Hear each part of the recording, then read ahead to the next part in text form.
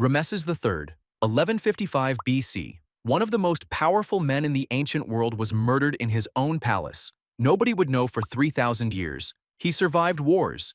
He survived invasions. He survived every enemy that came at him from outside. It was the people inside his own palace who finally killed him. Ramesses III was one of ancient Egypt's last great warrior pharaohs, undefeated on the battlefield, feared across the ancient world.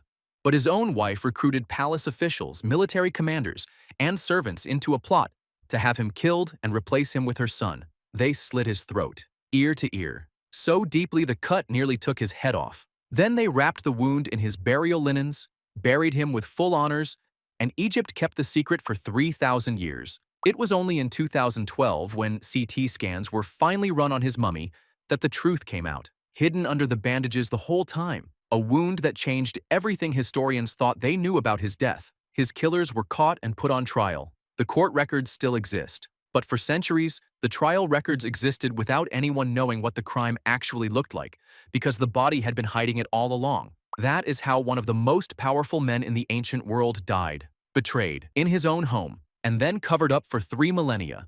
Seqenenre-Tao, 1560 BC, a pharaoh on his knees, hands tied, while multiple men took turns caving in his skull. His mummy is one of the most disturbing objects in all of Egyptology, and what scientists found when they looked closely changed the story of how he died entirely. Seqenenre-Tao ruled Egypt during a period when the foreign Hyksos people controlled a large portion of the country. He launched military campaigns against them, an act of defiance that would eventually inspire the full liberation of Egypt under his sons and grandsons. He did not live to see it. His skull shows at least 5 severe wounds: axe strikes, dagger blows, a spear thrust, multiple weapons, multiple attackers. Some of the injuries show clear signs that he was still alive when they were inflicted. For a long time, the assumption was straightforward. He died in battle, killed in the chaos of open combat during one of his campaigns. Then, in 2021, a new CT scan analysis changed the picture completely. His hands appear to have been bound at the time of his death. The pattern and angle of the wounds suggests he was not killed in the middle of a battlefield. He was held down, restrained, and executed deliberately up close by multiple people taking turns. He was likely in his 40s. He died face down, hands tied, his skull caved in by enemies who wanted to make absolutely sure. His face was so badly damaged that the embalmers who prepared his body for burial could not fully repair it. His sons finished what he started. Egypt was freed, but Seqenenre-Tao paid for it in the worst way imaginable. Ramesses V, 1145 BC, a god-king dying in agony, his face consumed by pustules. A microscopic virus did not care who he was. He was approximately 35 years old. His reign had lasted only 4 years. When scientists examined his mummy thousands of years later, they found something that stopped them cold. His face and neck were covered in raised pustules, preserved perfectly under the bandages. Unmistakable. Smallpox. Ramesses V is the earliest confirmed case of smallpox in human history. The disease that would go on to kill hundreds of millions of people over the next 3,000 years left its first known mark on a pharaoh's face. Smallpox does not kill quickly. It starts with fever, then bone pain so severe that moving becomes unbearable. Then the rash spreads across the entire body. The pustules cover the face, the torso, the limbs. In severe cases, they merge into a single sheet of open wounds. The mortality rate was around 30%. Ramesses V was not 30% lucky. He died young, in agony, his divine body consumed by something invisible. The priests who prepared him for burial wrapped the pustules in linen and said nothing. For 3,000 years, his face kept the secret of humanity's deadliest disease.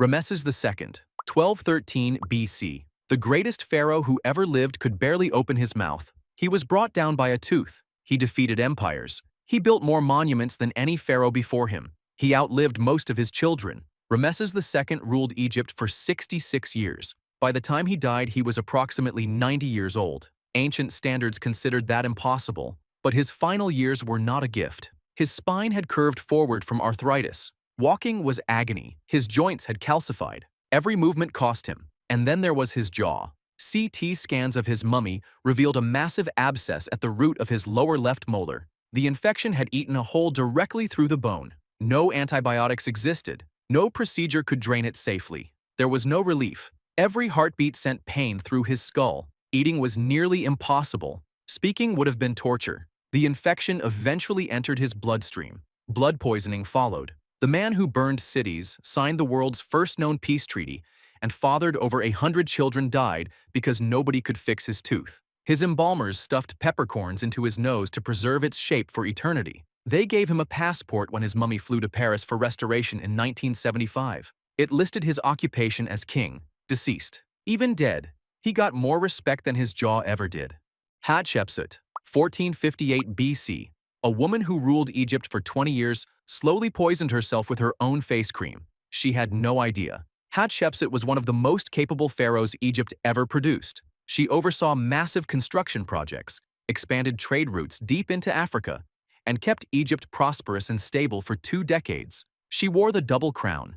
She wore the ceremonial false beard. She had herself depicted in official art as a male king, because that was the only framework Egypt had for a ruler. The assumed cause of her death was unremarkable. A woman in her 40s or 50s, a long reign, natural causes. Then, in 2007, analysis of her remains suggested something far more troubling. A tooth found in a box labeled with her name, combined with study of a skin lotion she appears to have used regularly, pointed toward a disturbing possibility. The lotion contained compounds now known to be highly carcinogenic. Researchers believe she may have been applying it for years to treat a chronic skin condition, slowly poisoning herself with her own medicine, with no idea what it was doing to her body. She may have died of cancer caused by her own daily routine, but the story did not end with her death. Thutmose III, her stepson, who had been held back from power for the length of her entire reign, systematically erased her. Her face was chiseled from temple walls. Her statues were pulled down and buried in pits.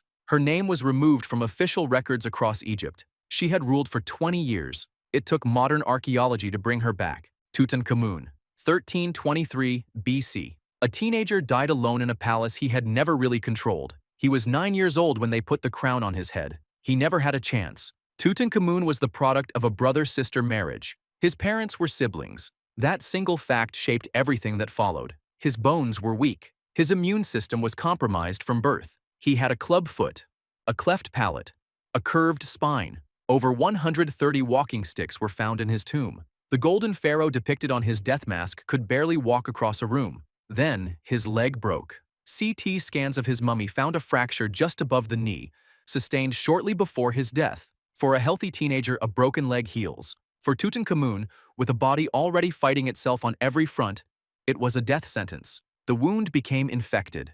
Gangrene set in. At the same time, malaria entered his bloodstream. His body, weakened by generations of inbreeding, could not fight both at once. He was 18 years old. He died in pain, in a body that had never worked properly, surrounded by advisors who had controlled him his entire life. They buried him with 130 walking sticks, gold everywhere, every comfort the ancient world could offer. None of it helped him walk, and none of it saved him. Xerxes I, 465 BC. The man who burned Athens to the ground was stabbed to death in his bedroom. The killer was his own bodyguard. Xerxes I ruled not just Egypt, but the entire Achaemenid Persian Empire, the biggest empire on earth at the time. He launched a full-scale invasion of Greece. He burned Athens to the ground. For a moment, it looked like nothing could stop him. Then, his campaigns unraveled. His navy was destroyed at Salamis. His army was beaten at Plataea. He retreated back to Persia and never fully recovered his reputation or his momentum.